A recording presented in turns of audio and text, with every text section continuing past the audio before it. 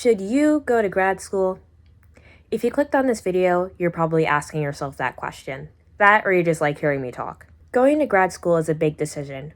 Whether you're doing it for career advancement, you just like school, or you have no idea what you're going to do next.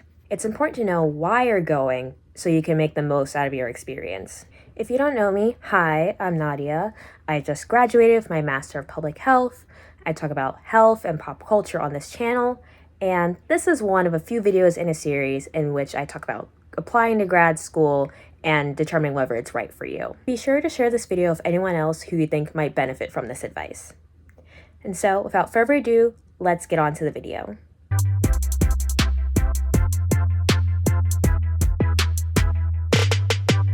So, why go to grad school at all? For me, I got an MPH because a lot of the jobs I was interested in required a master's degree or higher. Public health as a profession has really emphasized the master's as the minimum level of education to be a public health professional, even though there are jobs that are public health adjacent that don't require a master's to complete. Additionally, I'm interested in research and potentially getting a PhD in the future, and I had heard anecdotally that public health doctorate programs really prefer students with prior master's degrees. The brief research I did before this video does confirm that there are programs who ask for master's degrees, whether it's a requirement or it's just a preference, or they say that they anticipate a lot of applicants will have prior master's degrees. Some programs seem to require the master's as an educational baseline, and they say applicants without master's will have to take introductory courses, and others seem to use master's as a proxy for public health experience. Either way, me getting a master's was me thinking it was better to be safe than sorry. That's just my experience with deciding to go to grad school, but I touched on some themes that might apply to others. First, there's minimum standards for a profession. That's like an MPH for public health or an MLIS for library science. And then, of course, there's your doctors and lawyers who have required doctorate degrees. You probably know if your career path requires this. If you don't, figure it out. Number 2, there's career advancement. Maybe your job will promote you if you get a higher degree. Maybe there are certain positions that you'll be locked out of without that degree.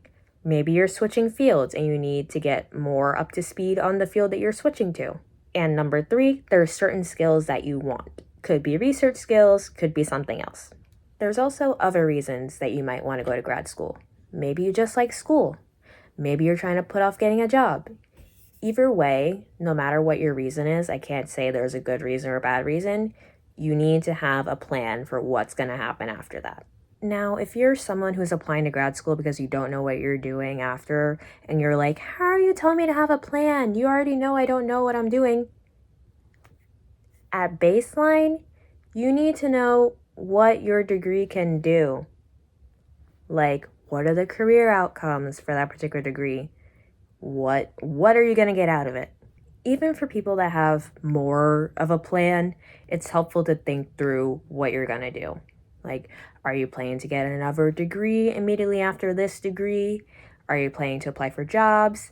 Do you know what types of jobs to be applying for? What kinds of experience do those jobs require? If you're applying straight out of undergrad like I did, do you know if jobs in your field want full-time work experience between your bachelor's and your graduate degree? Because I have stories. What does your financial situation allow you to do?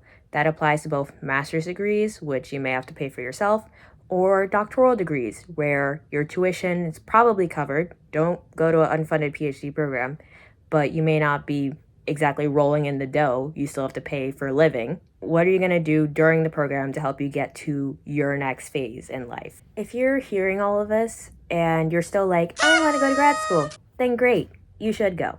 I don't think there's any right or wrong path as long as you know what you're getting yourself into. If this video was helpful to you, be sure to like, comment, and subscribe. If you're interested in grad school for public health specifically, be sure to check out my video where I talk about my application process, and then also be on the lookout for my video on how to choose a public health program and things to consider.